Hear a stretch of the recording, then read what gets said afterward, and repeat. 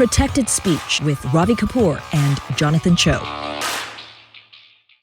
Along with Jonathan Choe, I'm Ravi Kapur for another edition of Protected Speech, another program where we're going to get into some of the topics that we do cover on a regular basis. And once again, the Dreamers are facing a situation where they have a chance to potentially secure long-term path to citizenship, but it's up to both the House and the Senate in a bipartisan way getting something done during what is a lame duck session. And we know the odds of that happening, knowing that the House is getting turned over to the GOP, the Senate will continue to be controlled by the Democrats. Who knows what will happen, when the next session begins. Thus, they've got a couple of weeks to get things done. Jonathan, thoughts on the Dreamers potentially moving forward and maybe securing a long-term path to citizenship? Well, it's these two senators right now who this bipartisan partnership. Again, it's not a done deal, but these Dreamers essentially who were brought over as children illegally into this country, now having this pathway to citizenship. There have been starts and stops before, so we'll have to wait and see right now. But there are just so many issues going on right now. Again, part of this proposal also includes more funding for border security. So I think it's contingent upon a lot of different moving parts. So it's not just about the Dreamers. That's right. And of course, we know the incoming, House GOP leadership, Kevin McCarthy, namely, who will likely be running things for the GOP, has said very clearly that there's going to be no change in terms of immigration laws unless the border is secure. The border has not been secured, to the level that satisfies, really, frankly, either party. And so if this goes into the next session, we're not going to see much of a change. Thus, we have a couple of weeks to potentially get things done. And so the Dreamers obviously are fighting really hard. I know Kristen Sinema, the senator out of Arizona, is on the front lines trying to get this done, as well as Senator Thom Tillis. But another aspect of this, and it's something that we've been covering here at Diya TV, is the kids that are here legally because their parents are legal residents, but they got here at a time where they didn't actually get citizenship themselves or a green card. And so many of these kids who are called DALCA kids by the GOP, by folks like the Republican Hindu Coalition, they're also called a different form of Dreamers by the Democrats. But nonetheless, these are kids who, by any extent of the imagination, they're American kids that have been here for many, many years legally, and yet they age out of the system. And at 21, they have to self-deport. And so we just got a new report from a young lady that we've been covering. Her name is Atulya Rajakumar. Now, she gave testimony before Congress this summer, talking about her story of how she's born, not born in the United States, but certainly raised in the United States and accomplishing great things. She actually wanted to become a broadcast journalist. So certainly, we certainly took notice of that. And so here she is giving testimony. And now she's in a position where she just announced on Twitter that she is going to self-deport, which is remarkable. But it's one of those situations where if she does not leave by the time her visa expires, then she will have overstayed and thus be in violation of the law. And so you have at least 250,000 Indian children in this situation. And plus, obviously, this affects kids from all these other nations around the world. And so we have all these kids that are slowly coming up against that deadline, and they have to leave their jobs or leave their universities behind in the middle of things because of an absolute paperwork glitch. It's kind of unbelievable. Yeah, and it's also going to come down to enforcement at the end of the day, right? Who's going to enforce that? Because this is the worst kept secret. If you really look at the numbers, it isn't Hispanics, coming over illegally, across the border. It's the students who come here on visas, who end up staying longer, overstaying their visas as well, and many from Asian countries. So, it's really a shame that the immigration system really is broken. It's turned into a free-for-all. You've got folks crossing the border illegally, and you have people genuinely trying to flee war-torn parts, leaving gang violence. Yet at the same time, the concern at the border is not just people coming over illegally, these families with children, but it's the criminals, it's the drug dealers, it's the cartels that are bringing over drugs into this country. That's a concern. So again, it's this tricky balance that no one's been able to figure out up to this point. That's true. Well, the documented Dreamer kids are fighting really hard, but they have a small window. You know, if you might recall on election night, we had Shali Kumar from the Republican Hindu Coalition and Shekhar Narasimhan with the AAPI Victory Fund. Both have the ears of their respective parties. Shekhar Narasimhan, very big with the Biden administration, with the Democrats at large. And of course, Shali Kumar, very close to President Trump. And both men came on our election night special saying, hey, can we maybe work on getting something done in the lame duck? And they're looking at Senator Chuck Grassley as one of the kind of key votes, because you really do need to have 60 senators. And with at this point, again, now it's 51-49 moving forward. But in a 50-50 scenario, you need about 10 GOP senators to move across. And they have 7 or 8, apparently. So that's how close this is in terms of helping the documented Dreamers, the DALCA kids, as they're also known by, as well as potentially getting legislation passed for the overall Dreamers. And they're saying they might limit it because there's maybe about, there's many millions of Dreamers, but about 2 million Dreamers will potentially be helped through potential legislation. We'll see if they get that across the finish line. It's going to be something to watch here over the next couple of weeks. We move forward now to the fallout from the midterms. And the latest information is that Raphael Warnock will hold on to his Senate seat out of Georgia. He had a pretty contentious battle with Herschel Walker, the former NFL star. He was the GOP candidate. But during this runoff scenario, it seemed like Warnock was able to mobilize the vote. Walker certainly didn't have the same kind of ground game the way Warnock did. Warnock was doing a lot of efforts in Asian American communities. We saw a lot of outreach to Korean Americans, Indian Americans, all the different groups. And then, of course, the Walker campaign had his own share of gaffes. And so he fell short, even though, it was very neck and neck on election night. So that does change the math a little bit. It's 51-49 in the Senate in 2023 for the Democrats. They can breathe a sigh of relief, at least, that they've not only maintained control, but they've gained a seat. Yeah, I think this is one of those stories where the process was just important as the end result. This was a messy campaign, a lot of mudslinging from both sides. Of course, Walker dealing with the whole, he allegedly paid for multiple abortions of former girlfriends. Warnock with the domestic abuse allegations.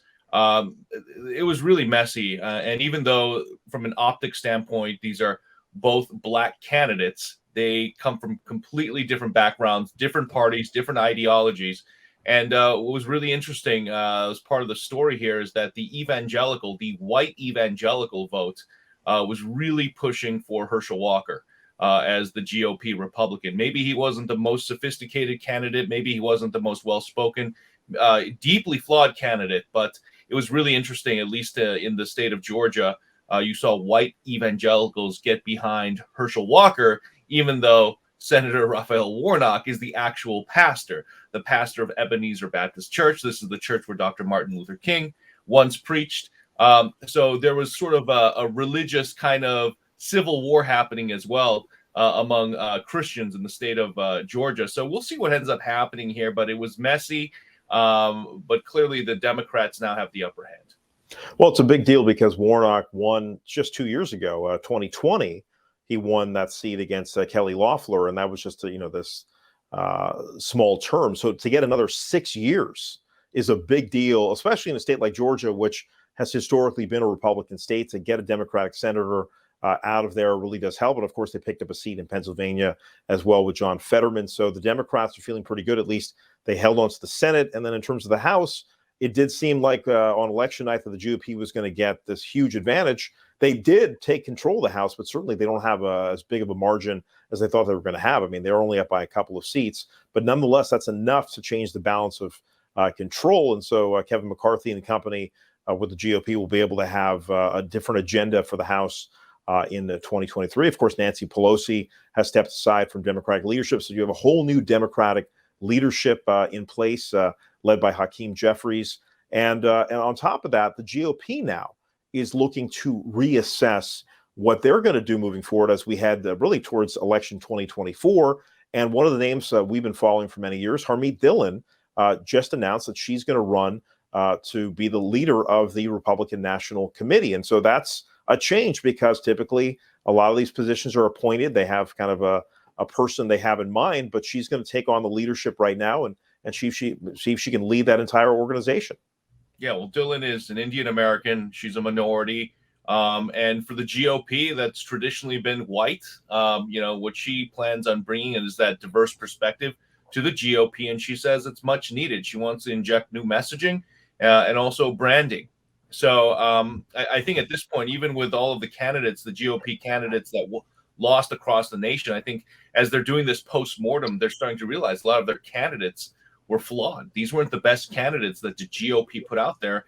And, conceivably Dillon is going to be a part of assessing that and vetting that moving forward. So, this red wave that never happened, they can avoid that again in the future and really try to bring that, because this was a really disappointing midterm, no doubt, for the GOP, whether or not they want to admit it or not. That's why you have someone like Dillon rising right now to the top as a genuine threat right now and could take over the GOP. Yeah, she's been a leader with the GOP here in California, where we're based, and I've interviewed her many times over the years, primarily at, say, the California Republican conventions they have here, and of course at the RNC itself. So it's a very big deal, because Harmeet Dillon's an attorney, very well spoken, not afraid to speak her mind and take on all kinds of battles, and she does that in her professional life as an attorney. But if you've noticed during the election, she was actually there side by side with Kari Lake, the gubernatorial candidate in Arizona who fell short. It was actually Harmeet Dillon there with Kari Lake as they were kind of going through the whole process to see whether there was anything to challenge in terms of the outcome. But those results came back certified. But Dillon is definitely someone who's not going to go down without a fight, and very well connected, liked by a lot of folks in the GOP establishment, and then certainly you see her on television quite frequently. So something we'll definitely be monitoring. And then, of course, we got to get now back into Twitter. It seems to be now, I think, a weekly story for us, which maybe that's the way Elon Musk likes it. This is why the guy doesn't spend any money on marketing, because he gets all this earned media from folks. But let's face it, the way Twitter goes about their business, it's unconventional. We don't talk about Snapchat this way, that's for sure. Jonathan, I know you want one angle in particular you want to discuss. Well, there are many, but what's happened with Elon Musk is just a tremendous amount of fallout. I think if you haven't been living under a rock, you know that Musk bought Twitter, made it official, and the left they've decided to abandon Twitter, claiming that there's now a rise in hate speech. They're feeling like Musk won't be a good steward of the company. And he's let Trump back on the platform. All these people who've been banned and blocked, now they're back on Twitter. And, the concern by many on the left and especially the liberals is that this Twitter platform will turn into essentially a right-wing hellscape. Well, that hasn't quite happened yet. But a story that I found interesting was that the Santa Clara County District Attorney, is it Jeff Rosen? Jeff Rosen. He's been on my public affairs show. The prosecutor's office in Northern California. He basically this week told his entire office that they're no longer going to be on Twitter for those very same reasons, claiming that it's now a cesspool with a rise in hate speech, and he doesn't want to have anything to do with this. And he's now urging the rest of the district attorney's offices in the state of California to abandon this social media platform as well. And when I saw this headline, I think immediately I was like, what? This guy is a district attorney. I would assume that this guy would want to stay on and use arguably one of the most powerful communication platforms to, at the very least, if he's so concerned about this hate speech, to, again, share his perspective then and to counter that hate speech. But now that he's essentially running and leaving for his safe space, as far as I'm concerned, this now, Twitter loses, in my opinion, an important voice and an opportunity for the DA to express his thoughts. But, I don't think he's understanding the significance of Twitter right now. I mean, of course, the alternative right now that's emerged is this Mastodon platform. It's a total joke. The user experience isn't even the same. So DA Rosen, I think, needs to understand that a lot of folks in California and in his community in this district rely on social media, and that's where they primarily get information. Now they can't get it directly from the source. So I think it's a real big misstep right now, and I think he's going to come back. I think he's going to regret the move. Well, I think the counter argument to that, and I do know District Attorney Rosen, we actually had them on because he just won an election in November, is that he is representing basically a very large liberal district. And most of these folks maybe don't like what's going on Twitter, right? I mean, we've had an outcry against the way Musk is running Twitter. So he feels, again, by the way, because their views are no longer dominating. They're no longer shadow banning the right, allegedly. So, I mean, I just feel like they're crying over spilled milk. All right, they know I mean, the owner that they want. It's being run in a different way, so they're running for the hills. I mean, come on, man. I mean, I think rather than just pointing to Jeff Rosen, and you can certainly criticize him if you'd like. That's what I'm doing. Why aren't you calling? But why aren't you calling out CBS for getting off the platform for 2 days? Yeah, I'd like to, but they came back. They actually came to their senses.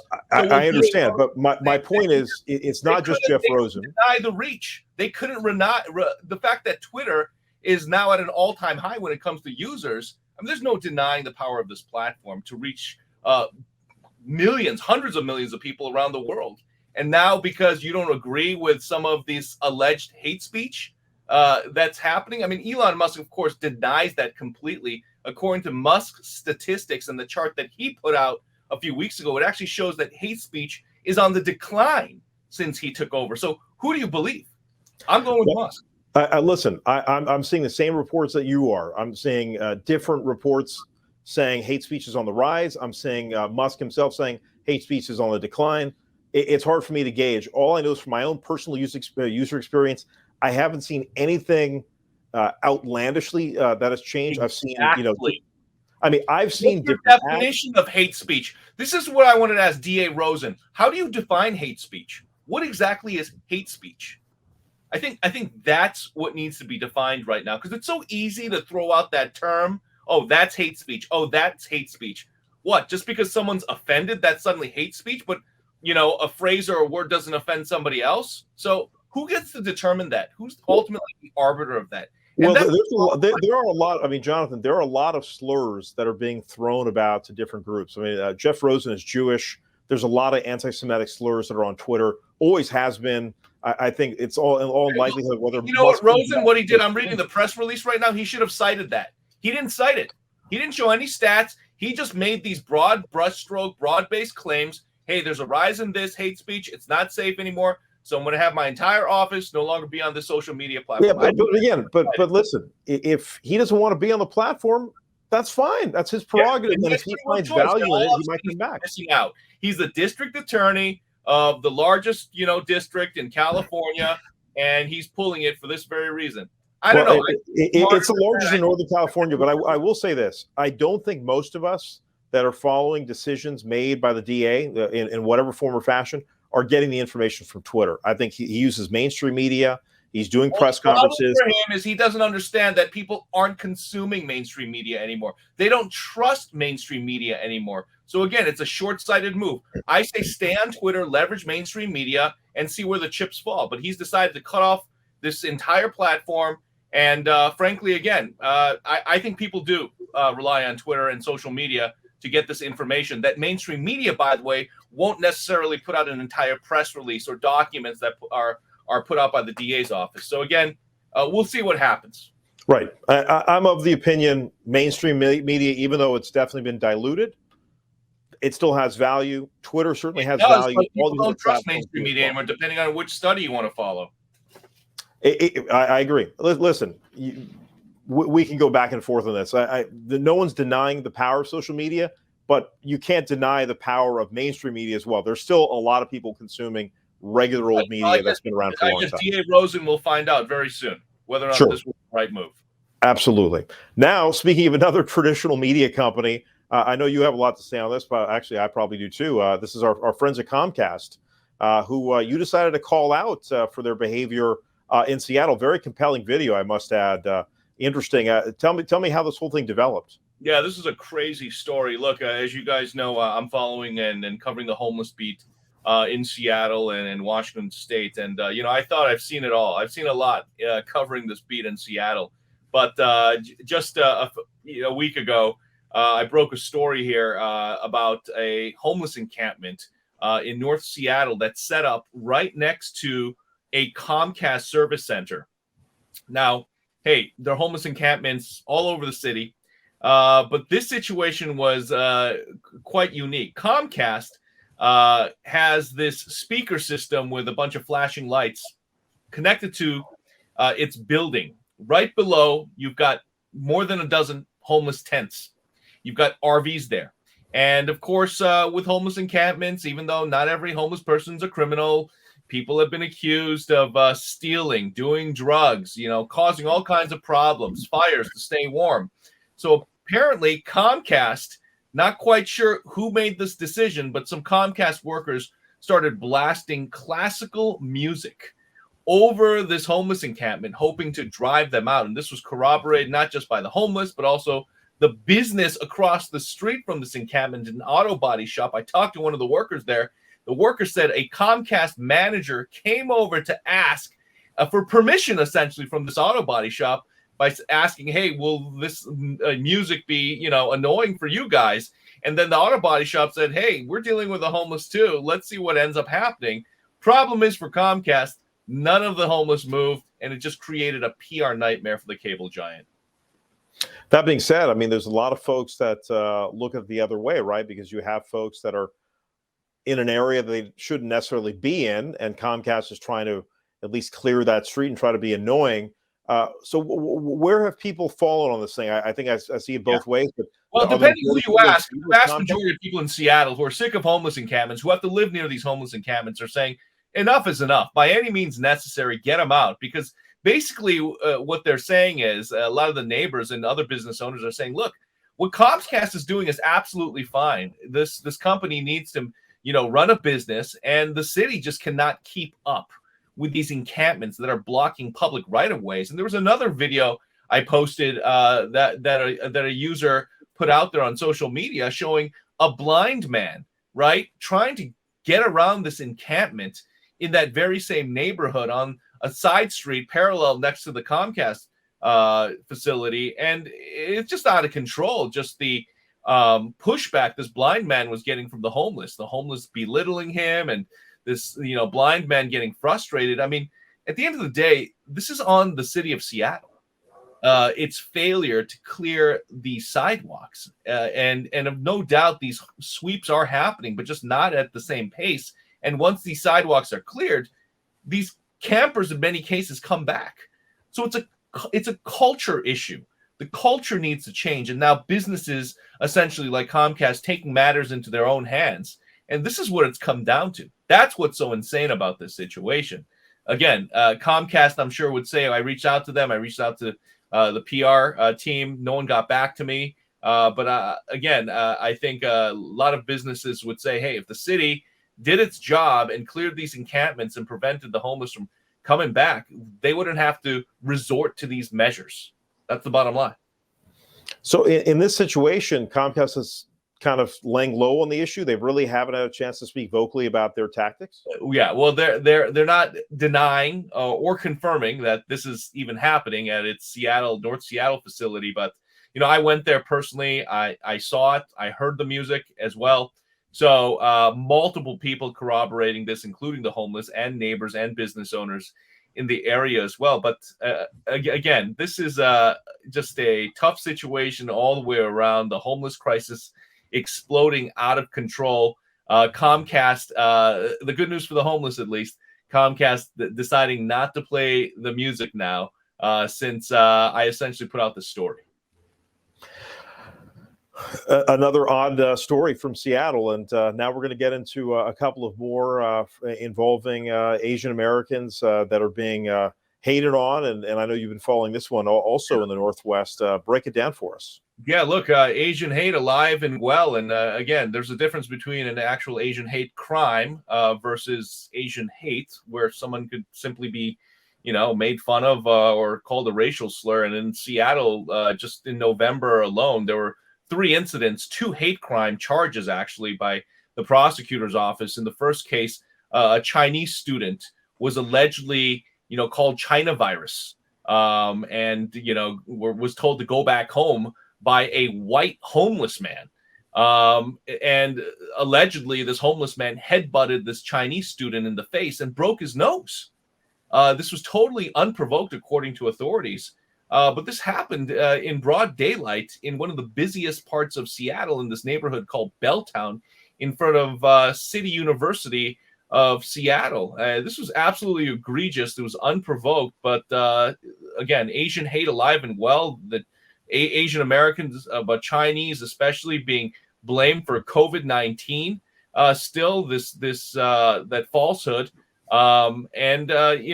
It's not just the students necessarily being picked on.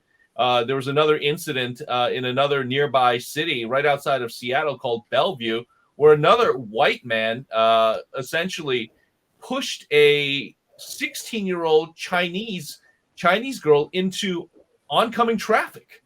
Thankfully, this girl was not injured, was not hit by a car, and this guy was eventually arrested. But she was also called all these racial slurs and told to go back home to China. And look, this is happening. These are stories not being covered by the mainstream media. And that's a question I think not only our community, but Asian Americans need to be asking. Why are Asian hate incidents still happening? Where's all the news media coverage? Well, it's not a topic that they want to tell necessarily, right? It's Not brand safe. Yeah, it's ongoing, it's systemic, and it's very hard to address, right? How do you address, it's funny. I think this is all tied to what we've all been through collectively. With COVID, it forced all of us to change our lifestyle. I mean, with rare exception for those essential workers who have their own very difficult challenges, for the folks working at the hospitals, et cetera. But for those of us that got stuck at home for an extended period of time, for those of us that had to wear PPE at work or school, the impact on children, the impact on adults, relationships of all kinds, families, we don't have the data on the impact of the pandemic. But I'll tell you what, mental illness seems to be on the rise. We're seeing some real instability. And this is just the latest thing. I mean, you've been covering like the drug epidemic and all these folks. I mean, there are root causes for why people end up on the street, right? And everyone has a different story. But I certainly think we've been kind of maybe pushed over the edge the last couple of years, because there's a lot of people that seemingly, were trying to live on the straight and narrow, and they just fell off the edge. It's a really analysis really before, but all COVID did was exacerbate the racism and the mental health crisis that was already there. It's always been there. It just kind of exploded. It was this perfect storm. And now, as this nation is trying to emerge from COVID-19 and all the fallout, I mean, this is part of it still, right? But again, my issue is, why isn't the mainstream media covering these stories of Asian hate? If it was in the Black community, I believe, or the Hispanic community, I think these stories would be getting covered. But why is it that Asian American hate stories, the racism that this group faces, not being covered? I don't know. Just stunning. Well, I think the proof's in the pudding, man. How many shows have you ever seen on television with two guys like us on it? Is there a show on TV other than we saw Harold and Kumar? Yeah, probably Harold and Kumar, a few movies. We've never seen like an Indian guy and a Korean guy host a show on regular TV. And I think the reality is that there's just not enough Asian Americans behind the scenes, in front of the camera, and certainly in management, where it actually matters. Decision makers, right? Management and ownership is where everything changes, right? If you have real leaders, and this is why our leadership at every level should reflect the demographics of our country. If you don't have that, and you don't have that in major media, okay? You name the outlet, and we've named a couple of media companies on this show. Is their leadership reflective of this country? Is their leadership reflective of all the different demos? Absolutely not. Right. That's why Even we then, have these though, issues. just because you have an Asian American, for example, in management or in decision-making power, doesn't mean they'll necessarily cover this story, right? I mean, that's also the reality. Just because you have a black person, in management or decision-making doesn't mean that you'll cover the BLM movement in depth. So, I mean, here's the bottom line. I think journalists and a lot of the mainstream media are just not educated, and they don't care. They don't have that perspective to even learn, and that's the problem. We're just seeing the demise of American journalism real time. And I think part of that is our communities of color who, that have just not historically been getting the coverage are now facing even less coverage with dwindling resources at these companies. Well, again, we've been covering like the FTX scandal and how this guy seemingly got kid gloves, and it's because he was given grants and money through his foundation to all these media companies. Even founded a new one called Semaphore and gave money to Vox and all these other companies. And then he's showing up at the New York Times and doing ABC GMA interviews. I mean, Sam Bankman-Fried knew how to play the game and got a pretty good ROI. Who knows where all those billions of dollars went? But the reality is that he played the media game really well. And so you can manipulate things. And again, the media is going to pay attention to the shiny new object. Some of these folks have strong opinions, and again, if you're able to virtue signal the right way, you can certainly get attention. And we saw that with that situation. So I can understand why these incidents in Seattle are not well covered. And another unfortunate hate crime that we do want to bring up, at least seemingly what could be a hate crime, is a poor young guy in the Nashville area was killed on his job. He is a store clerk by the name of Vishal Patel. It was at the Quick Sack store in Nashville. And unfortunately, the perpetrators, the suspects in this particular case, are two 15-year-old children, two 15-year-old kids from Kentucky, Jonathan. I just don't even know what to begin to say when you have two teens who are allegedly behind the killing of this poor gas station clerk.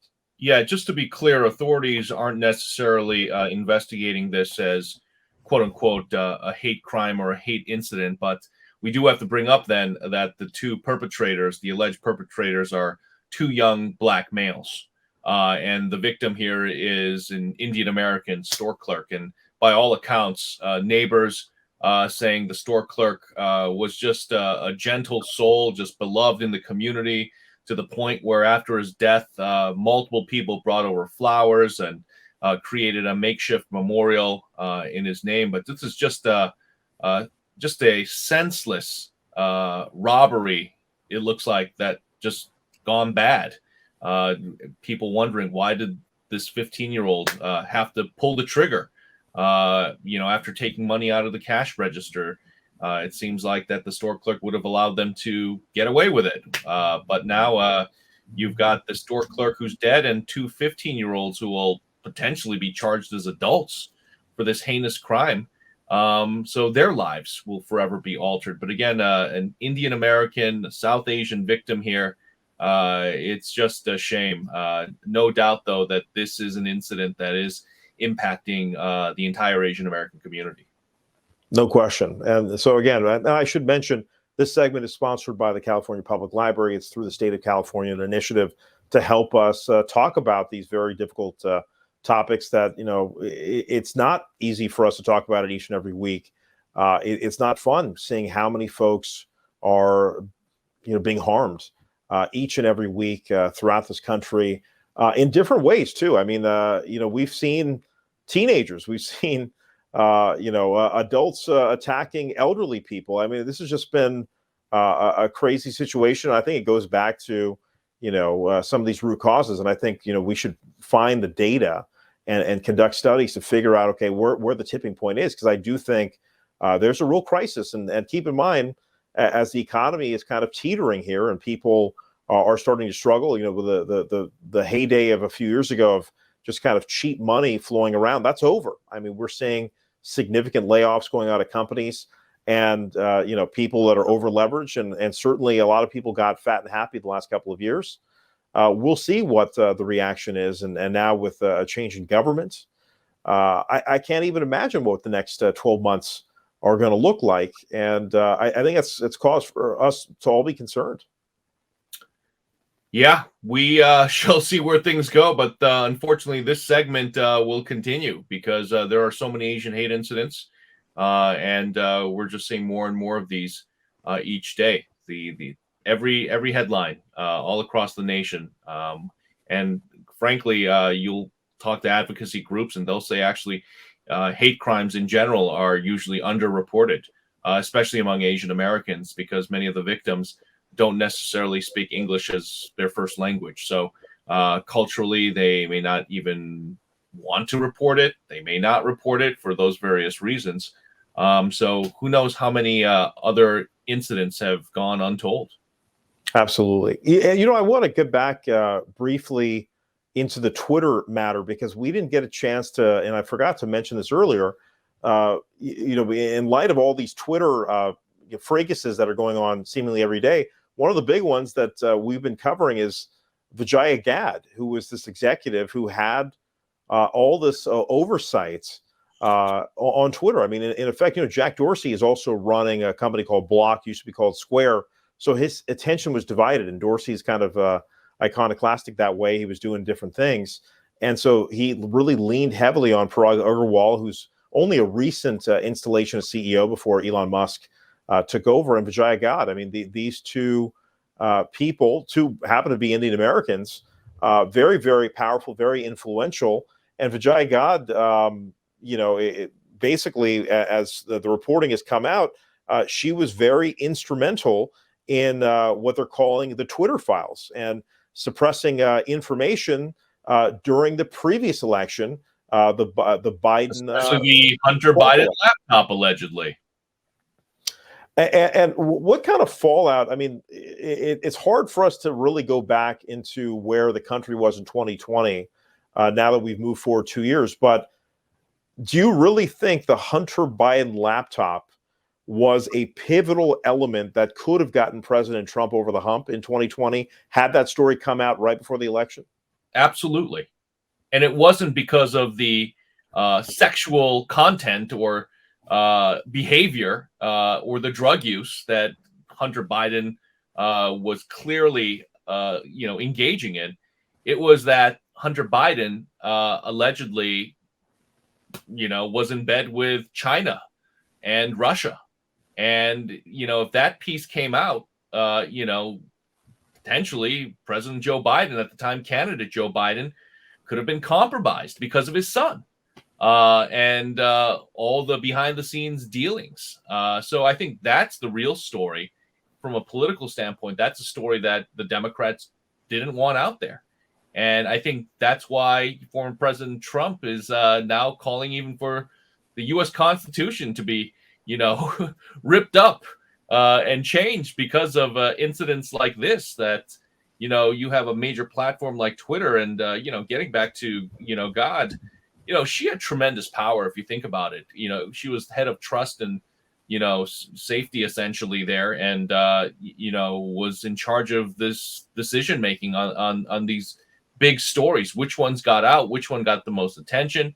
And looking back, she messed up if she indeed was behind the suppression of this Hunter Biden laptop story. Again, the salacious, images and the videos or whatever Hunter was doing with the drugs and the prostitutes. I don't think that's the big political, grenade here. I think it's, again, his potential connection to China and Russia and using the Biden family name to gain favor and deals, multi-million-dollar deals, and how that could have potentially impacted and compromised, now President Joe Biden. And it still very well could, especially if Biden runs again in 2024.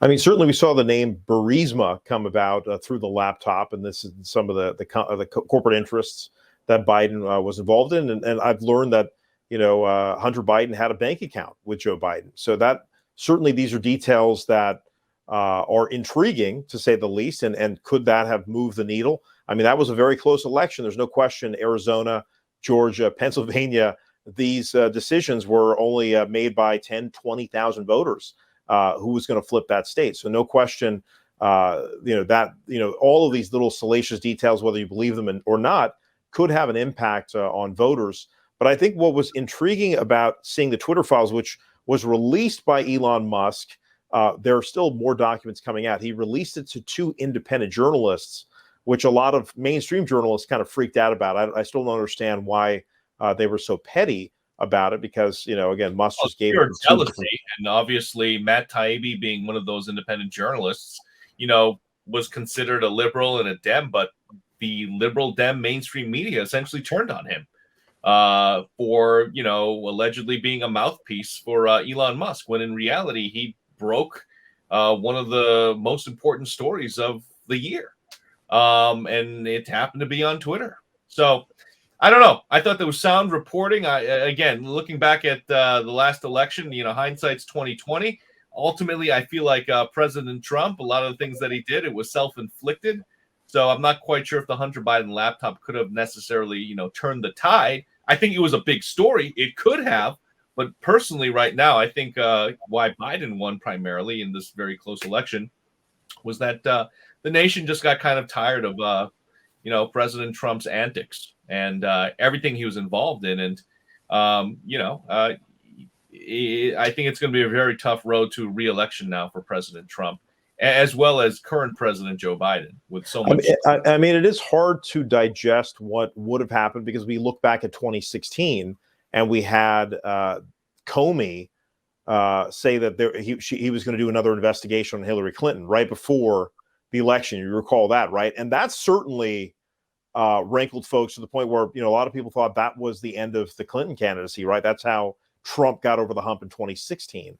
So you don't know how the electorate's going to decide on these matters at the last second like that. And one more thing I wanted to bring up about Vijaya God, who again, no longer at Twitter, but she was back channeling with Silicon Valley Congressman Ro Khanna. And of all the folks, in terms of the Democrats, the GOP, it was Khanna who, at least through emails, told God, hey, this doesn't look good. You guys should, because the way Twitter blocked Hunter Biden information, and again, I don't think that his private pictures should have been out there. I personally think that's ridiculous. But they had blocked all reporting from, whether you want to call them reputable or not, but they were right-wing. The New York Post. The New York Post, which is a right-wing publication, but certainly been around a long time. A mainstream publication. It is a mainstream, no question, it's a mainstream. The fact that they not just block retweets, but they block like direct messages. The DMs, power. Yeah, the private messages that you can send to each other, that you and I send to each other all the time, that no one else would see in theory. It's remarkable. So I think that was really interesting about that. And we'll see how Khanna leverages this. I think what was interesting is, to me, Khanna's personal email address was also exposed, as was Jack Dorsey's, by the way. The former Twitter CEO, one of the founders of Twitter, his private email address was released by Taibbi. And so Ro Khanna has sent me emails from that email address before, which is interesting because, he's been on our show many times. We've had him on the air really since before he was even in Congress. So I find this interesting. But that Khanna does seem to do a lot of work on his private email. So that does leave him open to questions about that, because let's face it, as a public official, you should be not supposed to be doing that, because that private email, citizens can't do public disclosure requests. So I think Khanna got kind of played too, and I don't know how many astute journalists, are recognizing that reality, but I think that could be a violation, an ethics violation, quite frankly, if whoever's in charge ends up looking into that. But if you're an elected official, you should not be conducting any formal business on a private email. You should be doing it on your California state email or city email, or your congressional email. But the reality is, a lot of these guys are doing business in encrypted DMs on their cell phone, Telegram, Signal, every day. And and that's one of the beefs here in Seattle as well. We know for a fact that you're not supposed to, but there are certain Seattle council members who are using their private emails to communicate when it comes to sensitive topics. And there you go. Got called out, even though I felt like, his motive for questioning God, for this alleged suppression was legitimate. I think he kind of was he got caught in the crossfire here. And keep in mind, he's sophisticated enough to know that, if you look at that email carefully, don't copy my colleagues, his staffers. So he really wanted that to be private. Yeah. And number two, I think he's an attorney. He pretty much knows that anything that's written as an email can potentially come up in discovery, can come up at some point, because anytime you have an email, a direct message, something like that, it's potentially can be captured. And I think he was also sophisticated enough to write it in such a way where he wanted to look a certain way. Keep in mind, he is running for president in 2028. So at minimum, if not sooner. So I think he's very meticulous about this stuff, but it does show he does have a lot of back channeling here in Silicon Valley. There's no question about it. So we'll see if there's any kind of fallout. I doubt it, but I would be interested to see if a journalist actually pushes him for a public records request. I mean, is it being covered in local San Francisco media? Of course not. Of course not. I think you're the only guy who's bringing this fact up. Well, I mean, this is what we do here, man. This is what we do here on Protected Speech. Well, for Jonathan Choe, I'm Ravi Kapur. We'll do it again next week. We appreciate the time.